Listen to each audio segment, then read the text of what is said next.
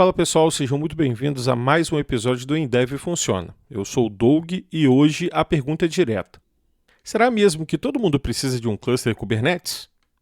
Spoiler, nem sempre. Mas o papo vai render, porque a real é que às vezes a gente usa uma bazuca para matar formigas, e no fim, a formiga derruba o cluster. Kubernetes é lindo no slide.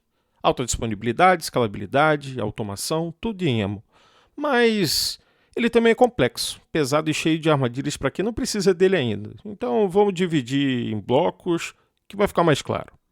Então, Doug, me fala, quando vale a pena? Olha, sinceramente, vale a pena quando você tem um time grande e distribuído.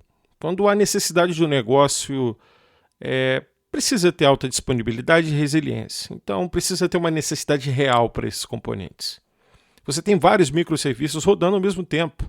Precisa automatizar deploys que têm uma frequência muito alta. A estrutura com budget e time para sustentar. Isso é um dos pontos principais. Quando não usar, ou quando é overkill? Olha, projetos pequenos com 2 ou 3 serviços. MVPs e provas de conceito. Equipe enxuta, sem SRE ou DevOps dedicado. Falta de tempo ou grana para operar um cluster. Aqui vai uma dica extra. Quando o time não tem maturidade para operar nesse tipo de plataforma, digamos assim. Às vezes, um bom Docker Compose bem feito te leva longe. Às vezes, um serviço gerenciado para containers como Elastic Beanstalk ou SS Fargate já resolve te dar paz. Dicas práticas e uma visão realista.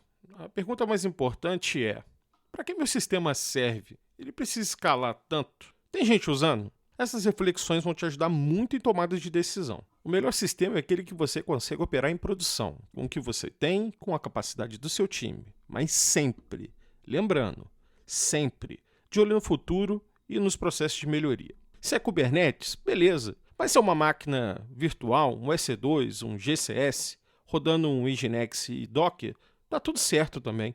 Ferramenta boa é aquela que resolve o seu problema. Teremos os paladinhos da tecnologia discordando. E também está tudo bem. Mas pensa comigo. Às vezes a simplicidade de uma aplicação muito bem feita do que a complexidade de um ambiente que você não tem o time capacitado para poder gerenciar. E aqui vai um ponto interessante para se refletir. Eu chamo de modernização e arquitetura pensada para o Kubernetes. Antes de sair subir no cluster, tem um ponto essencial: a arquitetura da aplicação. E antes de tudo, para deixar bem claro, Kubernetes não é mágica. Ele não transforma a aplicação monolito mal resolvida em microserviço escalável. Muito pelo contrário. Se a gente vai usar Kubernetes, precisa pensar a aplicação para isso. Eu vou detalhar a seguir. Pontos importantes que devemos levar em consideração. Vou separar alguns tópicos aqui e comentar um pouquinho sobre cada um deles. Criar e separar papéis e responsabilidades. Isso será importante no futuro. Criar APIs desacopladas. Usar observabilidade desde o início. Logs, métricas e traces. E são extremamente importantes. Preparar os serviços para as falhas, porque no cluster a falha ela é esperada. Automatizar builds, testes e deploys com CI/CD. Isso é importante para ter um feedback se todo o processo anterior está no caminho correto. Quando a gente fala de modernizar o legado, aí a gente tem que ter um pouquinho mais de cuidado. Às vezes, vale mais quebrar aos poucos, migrar por partes, sabe? Ou até mesmo deixar rodando por um tempo e criar uma aplicação paralela. O Kubernetes ele é poderoso, mas não corrige código ruim nem arquitetura confusa. Ele amplifica, digamos assim. Pensando nisso, a modernização de uma aplicação legada é um baita desafio, mas também é uma oportunidade de fazer diferente e de uma forma melhor. Citar algumas estratégias de mercado, como ir substituindo partes do monolito aos poucos, usar containers como ponte, encapsular a app legada e desacoplando os serviços aos poucos. A refatoração gradual. Ela tem como objetivo revisar partes críticas, como, primeiro, autenticação, cache, banco de dados e outros componentes vitais. E por último, podemos citar aqui o lift and shift, de maneira bem pensada. Só se não tiver escolha, e ainda assim com monitoramento e automação. Segundo os dados do Gartner, até 2027, mais de 75% das empresas terão ao menos uma aplicação legada parcialmente containerizada. Mas só 30% dessas vão atingir benefícios reais. justamente por não repensar a arquitetura e a operação. E aí um recado direto é, Kubernetes, como eu falei anteriormente, ele não conserta a arquitetura ruim.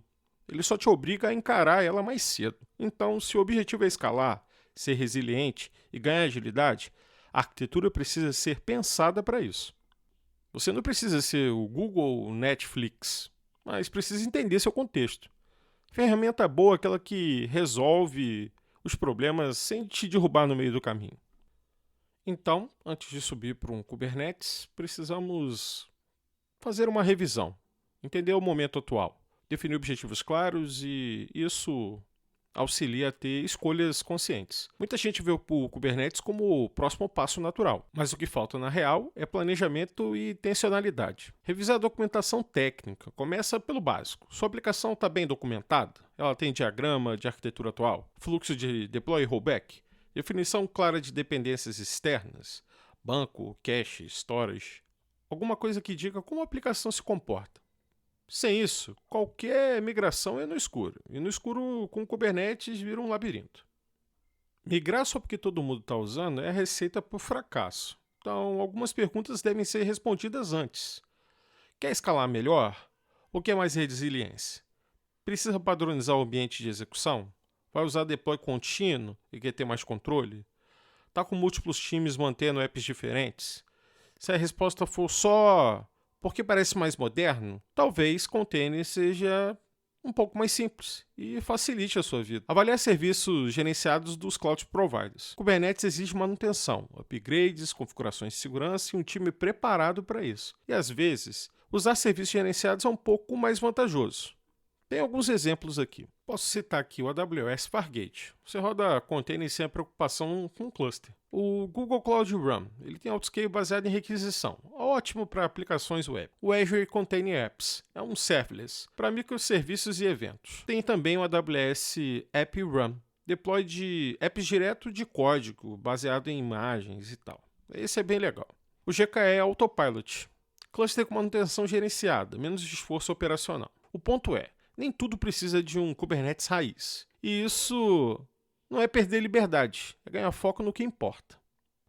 Agora, se mesmo assim você optar por usar um Kubernetes e escolher isso em algum cloud provider, o bacana é que você não precisa se preocupar com os control planes. Sua preocupação serão o dimensionamento dos nodes e também a definição dos node pools. Posso citar alguns aqui dos grandes providers que temos hoje. Por exemplo, o EKS da AWS, o GKE do GCP e também o AKS da Azure. Definir prazos realistas. Sem data, a modernização vira promessa. E uma dica valiosa é use pequenos milestones, como containerizar um serviço, fazer um deploy via pipeline, monitorar um app com Prometheus e apresentar num Grafana, testar um rollback automatizado. Celebre cada passo com aprendizado, tá?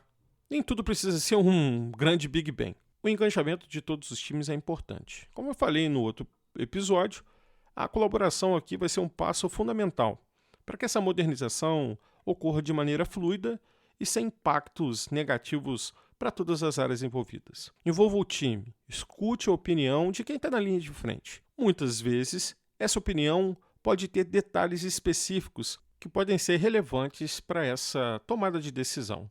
E também entender como que a regra de negócio se comporta com essa modernização.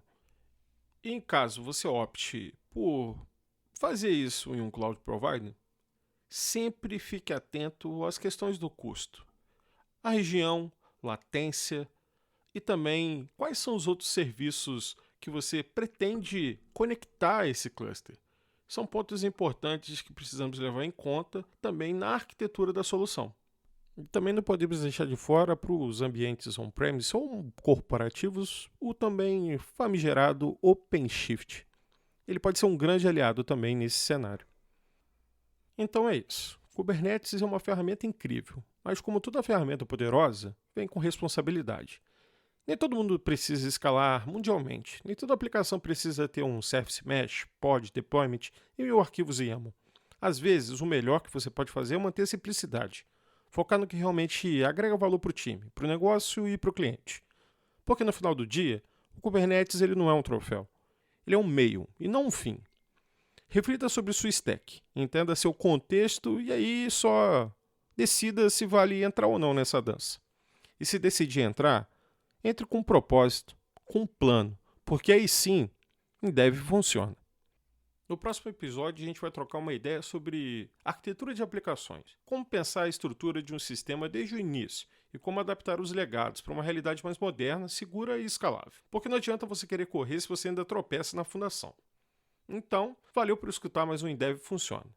Se curtiu, compartilha com um amigo. Se discordou, me manda um direct. Estamos aqui para aprender junto. Semana que vem tem mais. Um abraço e até mais. Esse foi mais um episódio de Endev Funciona, o teu podcast que fala de tecnologia de maneira descomplicada.